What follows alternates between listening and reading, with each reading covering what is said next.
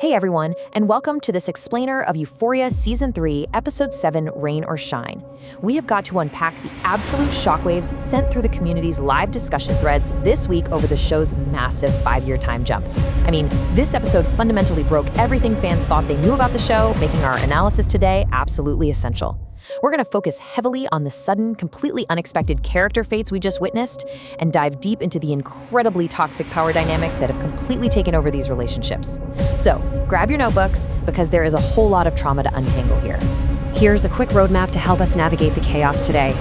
First up, the new 5-year reality. Then, Nate's anticlimactic end danger for the girls, the illusion of partnership, brutal shifts in power, and finally, heading into the finale. All right, let's jump straight into Section 1, 5 years later, a grim reality. The glitter is gone, guys. We really have to acknowledge how fundamentally this landscape has transformed since we last saw everyone. We are no longer dealing with the glitter-soaked teenage drama of East Highland High School. Instead, we've been thrown into a terrifying life-or-death survival mode. The official synopsis flat out stated that 5 years later, the former students find their lives dramatically transformed. And reading through the live discussions, you can tell the audience is feeling every single bit of that whiplash. The stakes aren't about petty high school rumors or who's dating who at the winter formal anymore. It's literally about who is going to survive the week. These characters have been pushed into the deep end of the real world. And that protective bubble of youth, yeah, it's violently popped. That brings us to Section 2, Nate's anticlimactic end. A snakebite? So this is easily the most intensely debated and just entirely unexpected character fate of the whole series. User Mr. Trillmatic perfectly captures the audience's profound frustration here, pointing out that we spent this entire season waiting for Nate to snap, just for him to be unceremoniously killed off by a chance encounter with a snake. For 2 seasons, Nate was the ultimate looming antagonist. Fans were practically holding their breath for a massive, cinematic confrontation, and instead, a random snakebite. Another user, Cindy Lade, completely echoed this, calling it a shame that he died as a quote-unquote whiny little bitch without ever fighting back like the Nate we knew. This incredibly sudden fate left half the community feeling totally cheated out of a proper character arc. But, we have to ask, was it actually bad writing? Actually, scratch that. Maybe it was brilliant. User Newbie3PJs flipped this whole narrative on its head and anchored it right into our main theme of power dynamics. They pointed out that Nate's power was always conditional. He was just a bully, a big fish in a small pond. His high school intimidation tactics simply couldn't work in the harsh, unforgiving reality of the real world, which is exactly why he couldn't stand up to the mob. So his random, unceremonious death perfectly demonstrates that his perceived power was just an illusion the second he left high school. The real world instantly stripped his power away, delivering a pretty brutal reality check. Moving on to Section 3, Danger for the Girls, a Precarious Web. Beyond Nate, the live discussions revealed some intense anxiety for the secondary characters, because they are making incredibly dangerous missteps right now. Survival is literally hanging by a thread for everyone. The community pointed out Faye's incredibly reckless move, completely angering Wayne, who now seems ready to take her out. Then we have Kitty, who fans are terrified is trapped in Mexico, especially with that trailer footage basically confirming she's in deep trouble. And perhaps most chillingly of all, Angel and the other girls' IDs were found in Lori's basement safe. This implies Lori's network is far more vast and terrifying than we ever realized. All these separate, looming threats are combining to create this overarching, suffocating feeling of dread.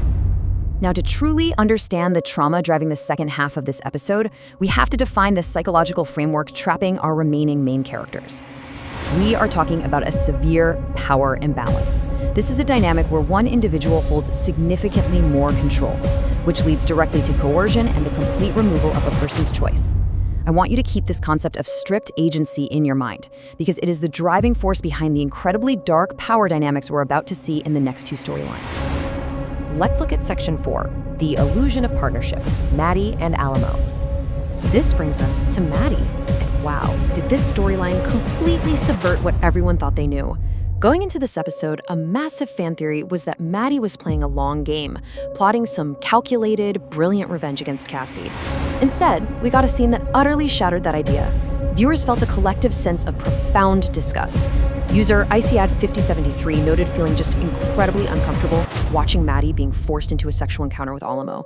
It is so deeply jarring to see a character who was historically known for always being in control suddenly subjugated like this.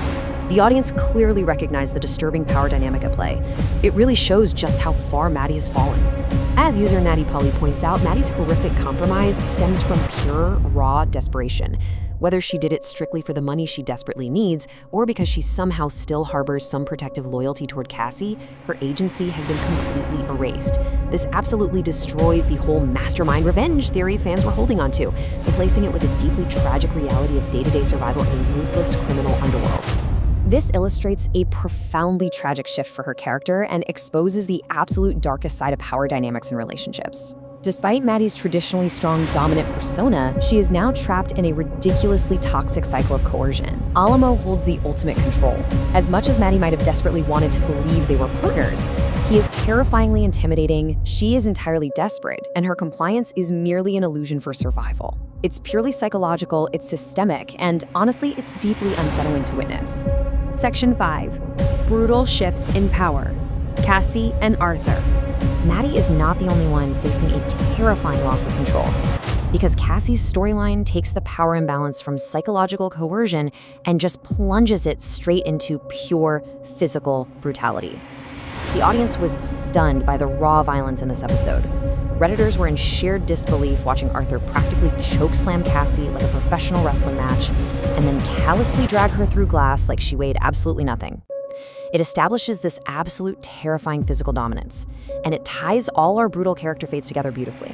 Just like Nate realizing he has no social power, and Maddie realizing she has lost her psychological power, Cassie is violently realizing she is completely powerless against the raw physical threats around her. Finally, Section 6.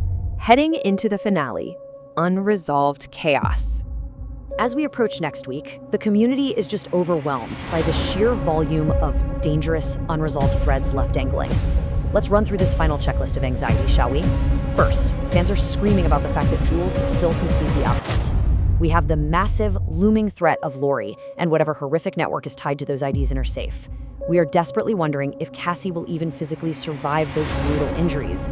And perhaps most stressfully, users are pointing out how incredibly reckless it was for Maddie to casually mention the DEA to an intimidating figure like Alamo.